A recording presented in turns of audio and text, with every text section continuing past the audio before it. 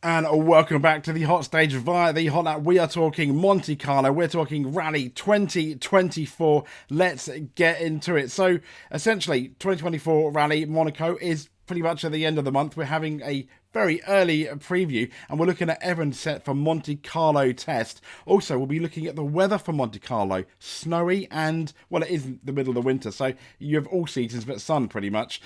So let's look at also the Monte Carlo timetable. We'll do that last. So unpredictable Monte Carlo. Yep, Rallyfish has an interesting story on why Monte Carlo is going to be so unpredictable. As we know, it's been the opening round. It's the 92nd Rally Monte Carlo. I mean, that's just brilliant, isn't it? So the opening round of the season always prompts, it says, a great weather debate. And David Evans is getting early in on this one, it says. He's the writer. So given that we're just hours away, he says at the time of writing, it was 450 hours. Long range forecasting, though, he says, is looking chilly for the week of the event. And there's certainly snow on the horizon as the teams prepare for their pre-event tests next week. So the route for this one, though, as you may or may not know, has been radically overhauled with only the power stage over the Col de Turini, I've got that wrong, remaining, though, identical to the previous year, to last year. Now, the service park has shifted from the very Formula One-esque Monaco quayside to Gap, and it's back to Gap. No, not the shop. Bringing more northerly stages and this increased chance of winter doing its thing, as you can see in the photo and our headline photo there. Snow. Yes, yeah, not quite as much as Sweden. So it says it does look like we could be in for more old school Monte Carlo. Toyota technical director Tom Fowler told Dirtfish. He said, when we're based out of Gap, there's more chance of snow and ice, but typically with Monte Carlo, it's about preparing for the unexpected. A full snow event is relatively easy to handle, he says, from a technical and tyre point of view. It's the same from the driver's perspective. If they know it's bad, they know it's bad, and they know what's coming.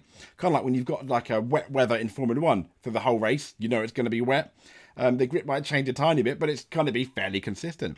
And this is where it's going to get tricky, because he says it's the changeable conditions that's going to make it tricky. It's when you leave the service park and the weather turns worse than you'd expected, or conversely, you leave the service park with a tyre package built around this worst case snow horrible weather scenario, and suddenly it's not as bad as predicted.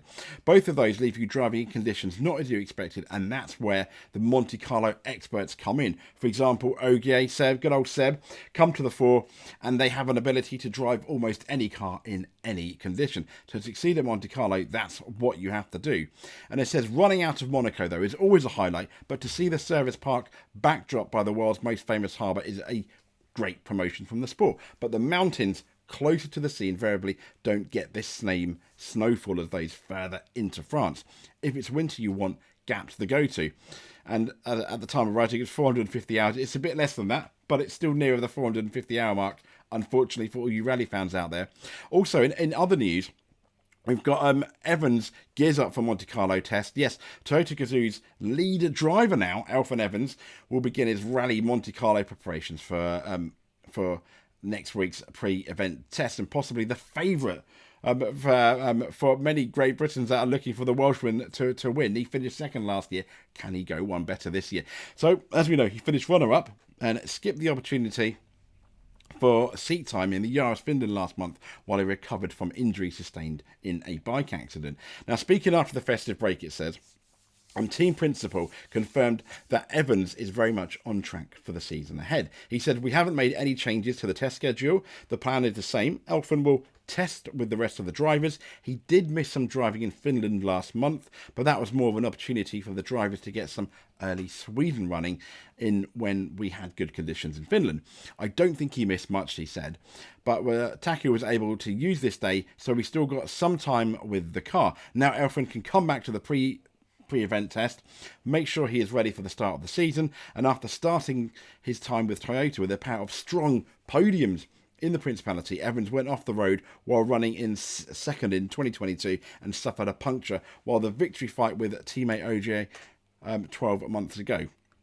So it's looking good for him. I'll be waving the flag for this guy. I think it's his best chance to be the WRC champion. Now, long range weather, as you can see here, high up is going to be snow anyway, but this is for Monte Carlo, and the event pretty much is from the 22nd, albeit when we look at the timetable, the main days are going to be the 25th, 26th, 27th, and 28th, and it looks sunny, which is not too bad. So hopefully no rain, albeit this essentially is a long weather forecast.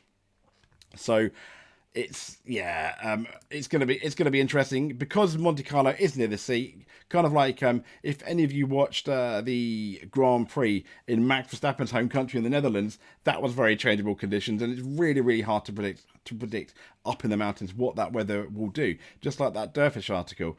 So this is essentially the timetable shakedown. For the whole event. I mean, we've got the shakedown on Mercredi. That's Wednesday on the 24th. And then on Thursday, it officially starts. Monaco in Place de Casino at 16, basically just past 10 to 5, 16:52.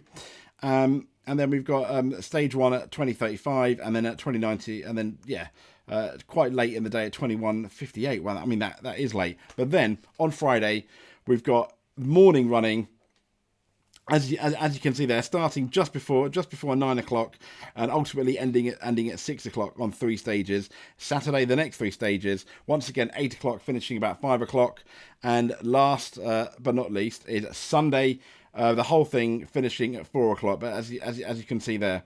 So there we go. We've got the shakedown on the Wednesday, the official start on the Thursday, just before 5 o'clock, and we've got the two stages quite late in the day.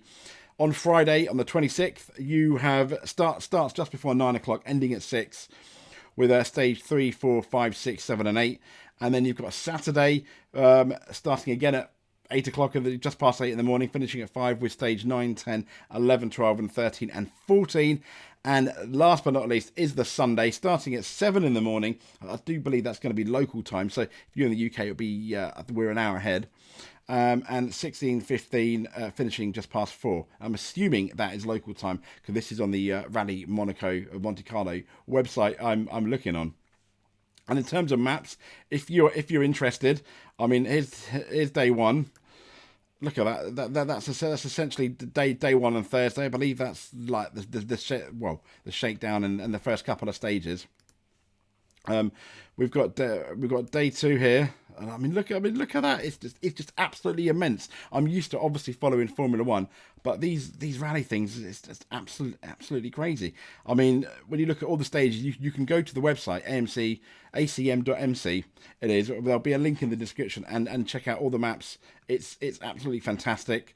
Obviously, we're not going, but we'll be watching it on Rally TV, which you can get. There's highlights, I believe, in the UK, also on Channel 4. Another good way of watching the rally is Red Bull TV as well, which has a really nice, I think, 20 minutes, half an hour, summary highlights of the day, because it's not like you can just sit down there and watch a race. It's an event for the whole weekend, which is why I think, like me, some people really love rally. Anyway, I mean, that's pretty much it. That's the Monte Carlo timetable done. And we will speak to you next time on the Hot Lap with more rally news, F1 news, motorsport news. We will be talking about the touring car season coming up. I think that starts in April though, so it's going to be a while. But if you love motorsport, stay with us, subscribe with us, comment, let us know how it's going. We'll speak to you soon.